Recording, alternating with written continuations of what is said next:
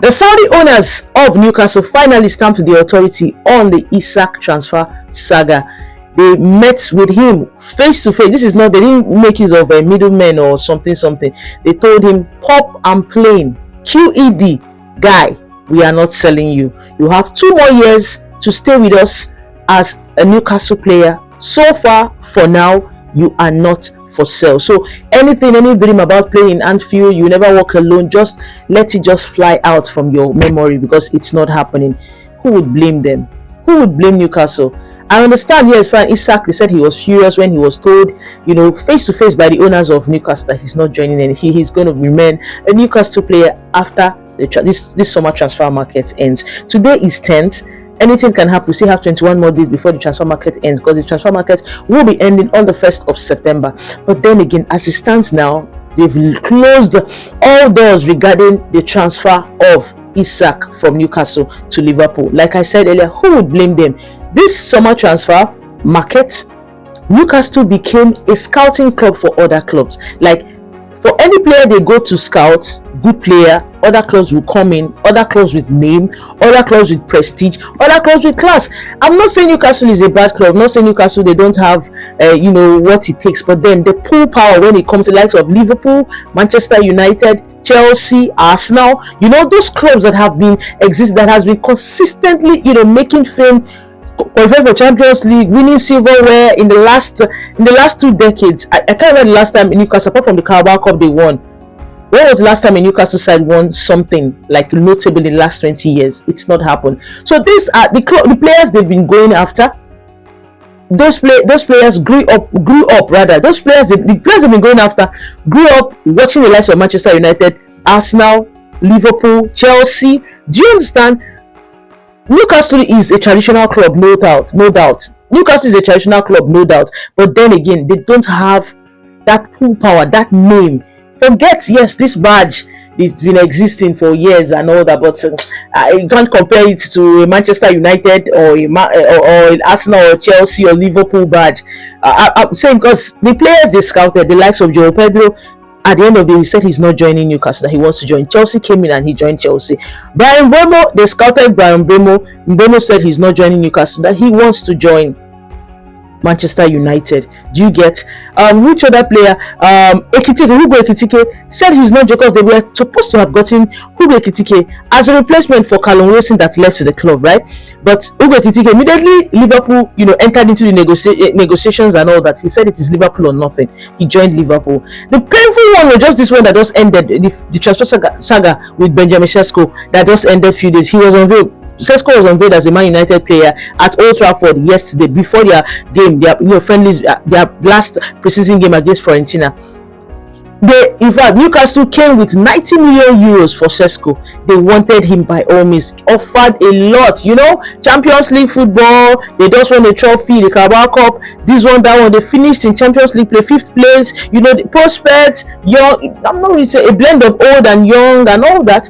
But he said he's not joining. He would rather join a Manchester United that finished 15th place last season than joining Newcastle that finished 5th place, like 10 points ahead of Manchester United at the just completed season. You can see how the table is turned. So out of frustration, Newcastle owners said, lie. You see, Isak buried that dream of wearing red, walk alone, whatever, Anfield, whatever. Bury it. You're not joining them. At least you're not joining them, because there are no notable replacements for Isak in the market at this point in time. At this very point, what's his name, Jackson? To them, I don't think they look at him as a worthy replacement. I don't think even the fans who want to warm themselves towards the Jackson kind of player. So presently, there's nobody. I don't think there's any striker in the market. Gyökeres has joined Arsenal. Joe Pedro is already a Chelsea player, Delap Chelsea player. Nobody. No, they can't sign Haaland. They can't sign Haaland. Haaland is already has been with Man City. Hugo Ekitike is a Liverpool player, so they can't sign him. And I'm looking at the side of Liverpool, because I feel Liverpool felt if they sell Darwin Nunes just joined. He got unveiled at the Saudi club Al Hilal yesterday for 46.3 million. Do you get? Yeah, he scored 40 goals in 143 games, or 40 goals in 100 plus games for Liverpool before he left. He didn't have it school for the 3 seasons he spent as a Liverpool player, but now he has gone. He earns 400k. He will be earning 400k at Al Hilal. Good money, conducive environment. I feel he will score goals in the Saudi league. He's out, and now Liverpool thought, okay, fine, Nunes is out of the way. Let's go and get our Isak. And Newcastle just dropped a bomb that they are not selling Isak. It's going to be, I don't think, Liverpool fans will be disappointed, and the Slot and Co will be disappointed. I heard something about Wissa, but then again, Wissa is a good player, no doubt. Wissa from Brentford. He wants to leave. He wants to join Newcastle. But then, like I said, Newcastle and Liverpool for Wissa. Wissa would most definitely choose a Liverpool. Why? Because Liverpool are one of the defending champions. In the last 20 years, they've won something notable. They have a better pool than Newcastle.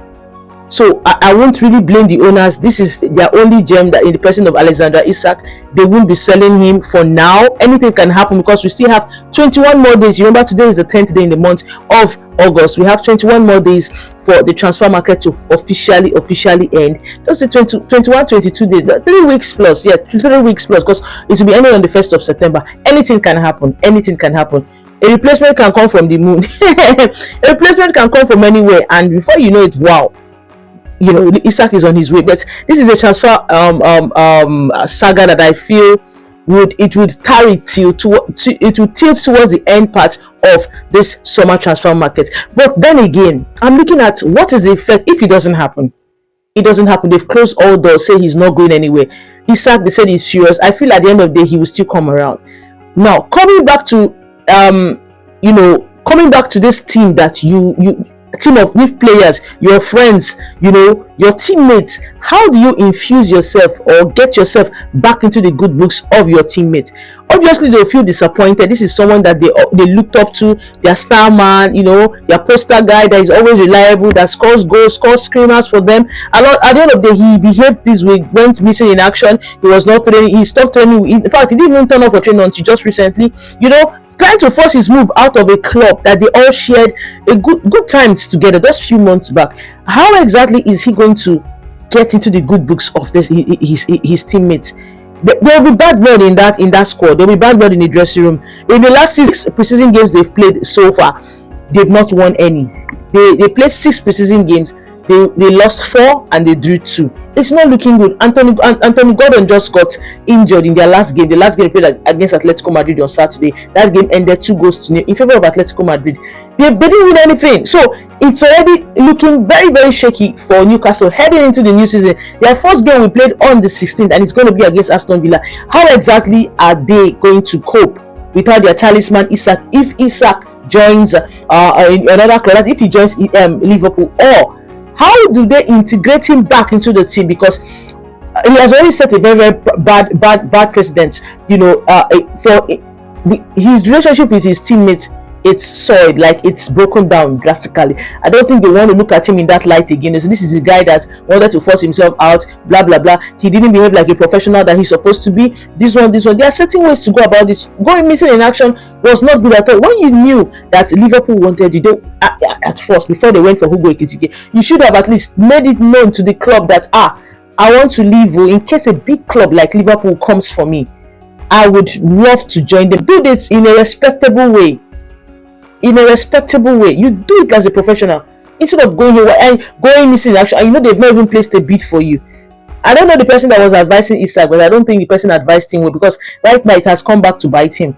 They've gotten Ekitike. Yeah, Liverpool can decide, okay, no problem, let's just look for 1 or 2 play, maybe go and get Wissa, and that's just it. If they get a Wissa, it's done and dusted.